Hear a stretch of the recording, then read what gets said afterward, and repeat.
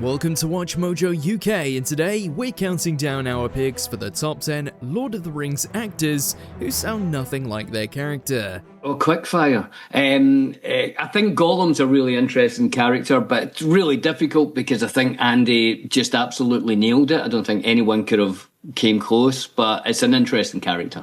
The voices of Middle-earth are as iconic as its landscapes and creatures, from the regal tones of elves to the humble charm of hobbits and the booming bravado of dwarves. The actors brought a symphony of accents and cadences to life.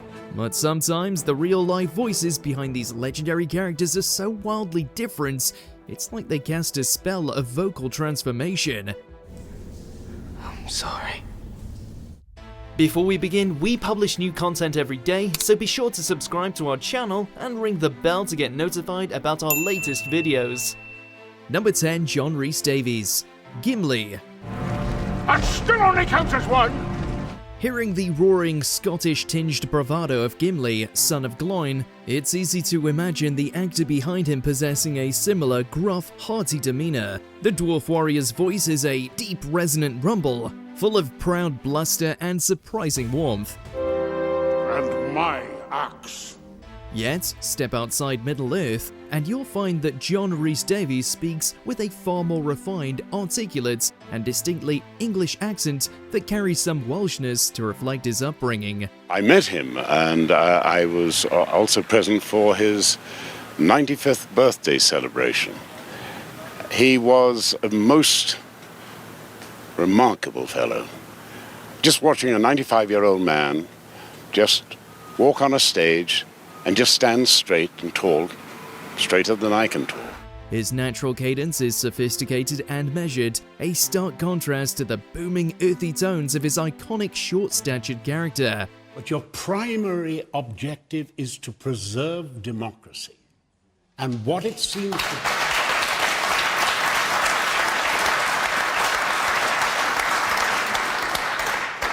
And whatever you may feel, you have betrayed democracy.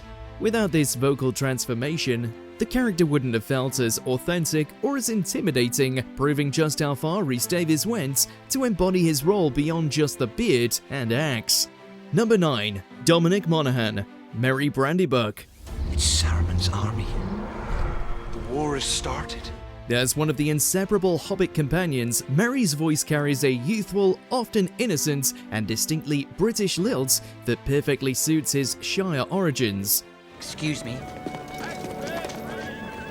I have a sword. Please accept it.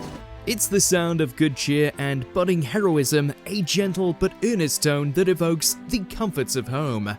However, actor Dominic Monaghan hails from Northern England, and his natural speaking voice carries a much deeper, grittier, and more contemporary regional accent. So he said to Eminem, like, what about this guy? And Eminem described me as dirty, which I thought was really cool. He was like, oh yeah, that guy's dirty. And I was like, oh, Eminem called me dirty. Yeah, that's pretty sexy. The contrast in pitch and regionality between his everyday speech and Merry's earnest Hobbit voice is quite pronounced, showcasing his dedication to crafting a distinct vocal identity for the character. Stephen, we do have 2 questions which we will ask you, but just to put an added extra pressure on you, there is a prize, and I would say the prize is probably priceless, wouldn't you? Number 8. Andy Serkis. Smeagol, Gollum. Not anymore. What did you say? Is this one obvious? Absolutely, but we can't not mention the twisted and corrupted hobbits. Shocker, actor Andy Serkis does not sound anything like the bizarre character he plays here. Because I wanted it to feel like, the whole idea behind it was to take everybody, like you say, everyone was trapped indoors, nobody could go anywhere, and what better than to go on a quest, on a journey inside your mind. Still, people are often surprised to hear how gruff and British his voice actually sounds in interviews. He'd go... God, you know what? Caesar, I'm on Conan. Number 7. Liv Tyler, Arwen. If you want him, come and claim him. The elven princess Arwen Undomiel speaks with a voice that is nothing short of ethereal, ancient, and regal, often delivered in a low, almost mesmerizing tone, sometimes weaving in the melodic elvish tongue.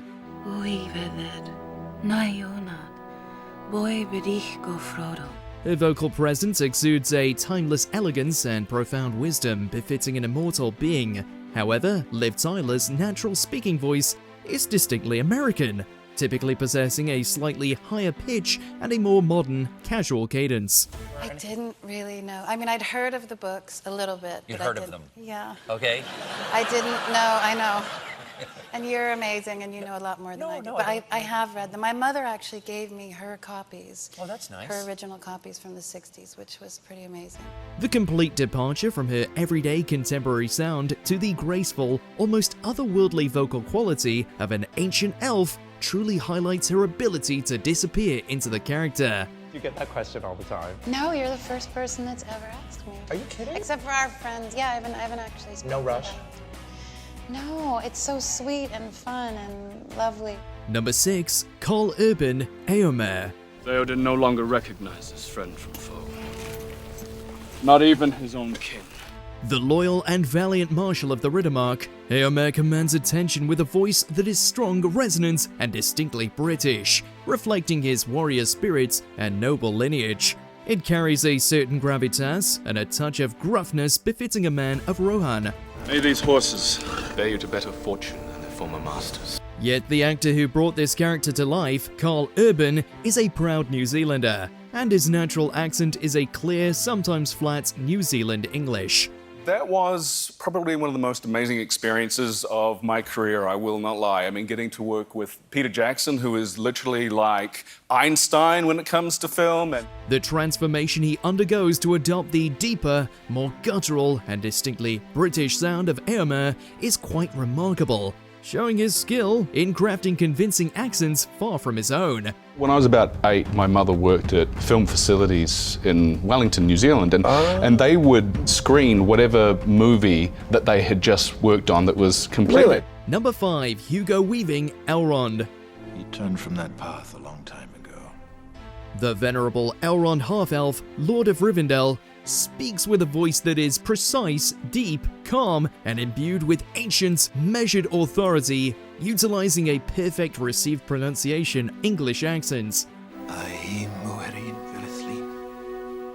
It's the sound of a millennia of wisdom and quiet power. While Hugo Weaving is a master of accents, his natural speaking voice carries a distinct Australian lilt, often more relaxed than Elrond's deliberate cadence. Yeah, I have actually, mostly doing theatre this year, really. But yeah, been busy. But this was, what, a year ago now, doing The Dressmaker. The careful construction of Elrond's voice, a blend of dignity and ancient knowledge, is a testament to Weaving's incredible range and vocal control, making the Elf Lord's voice feel utterly authentic. We're born with a certain set of qualities and have a certain genes and whether it's nurture or nature, but you then make choices in your life, and those choices affect other people around you, and they affect who you become. So. Number 4, Cate Blanchett, Galadriel. Do not let your heart be troubled. Go now and rest, for you are weary with sorrow and much toil.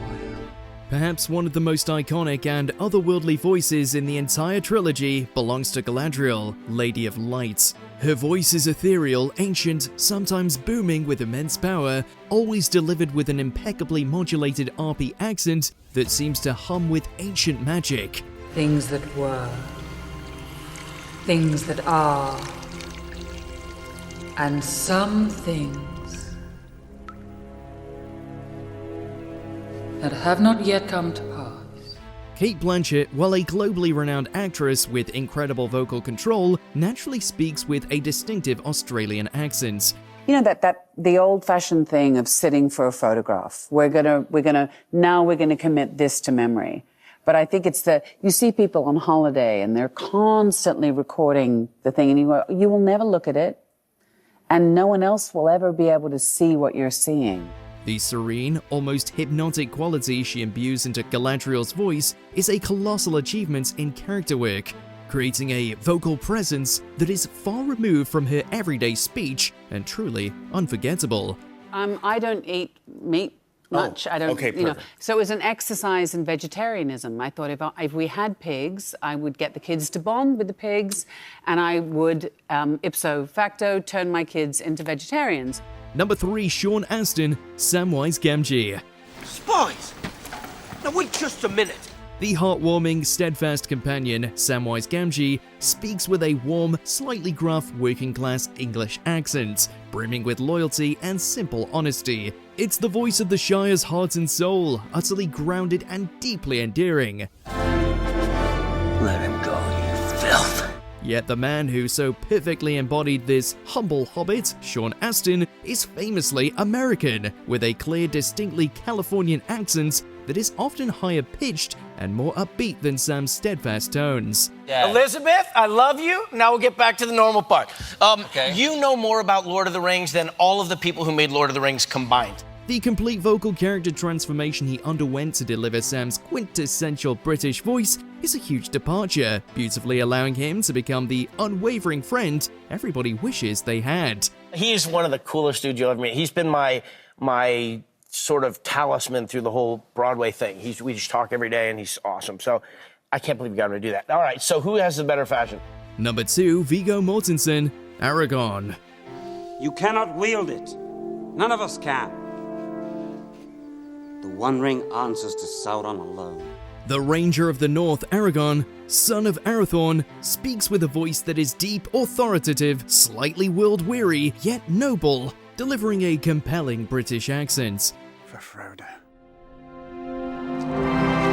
It perfectly conveys his hidden regality and the heavy burden he carries. Viggo Mortensen, despite his multifaceted heritage, generally speaks with a refined American accent in his daily life, albeit one that reflects his extensive travels. We had the knight's outfit, the helmet, the horse, the flag, the banner, everything, and I said, he needs a sword. And they said, what kind of sword? I said, medieval sword. And I said, like this one. And I showed him a picture, right? The deliberate gravitas and specific English regionality he adopts for Aragorn represents a significant vocal shift from his natural cadence. Well, you know, that was a big moment. I mean, I actually fell into the water, into the swamp where we were sitting in front of, and night had fallen, and I got up off my dad's lap, and I ran into the swamp. It was winter, and he goes, where are you going? I'm getting my duck, you know? It's a powerful demonstration of his commitment to fully embodying the reluctant king. Number 1, Elijah Wood, Frodo Baggins. Shire. Baggins. That would lead them here. The weight of the world, or at least Middle-earth, rests on Frodo Baggins' shoulders, and his voice perfectly conveys his gentle nature, innocent earnestness, and growing burden, all delivered with a slightly higher-pitched British RP accent. 13 months to the day since Gandalf sent us on our long journey. We found ourselves looking upon a familiar sight. He is the quintessential Hobbit, and his voice becomes synonymous with the journey. While Elijah Wood is an American actor, he is so utterly convincing in the role that many viewers entirely forgot he doesn't naturally speak with that accent. Yeah, I mean, I guess it is genetic. I've always looked younger than I am. I remember that when I was really young, wanting to do parts that I didn't look old enough for, and feeling, you know, younger than I really was, and wanting to get older. And I'm 36 now, and I don't look 36. His clear, natural American voice is a stark contrast to Frodo's British cadence, and the sustained perfection of his accent throughout such a demanding, lengthy performance solidifies his place at the top of our list. I feel almost the most embarrassed, Stephen, because I know no one else in my life that loves Tolkien more than you and has read the books more than maybe anyone. Yeah. So that 25 years later, actually 27 if you consider we started shooting in October of 99, I'll at least say this, there's an update. Which show or movie do you think we should cover next in this series?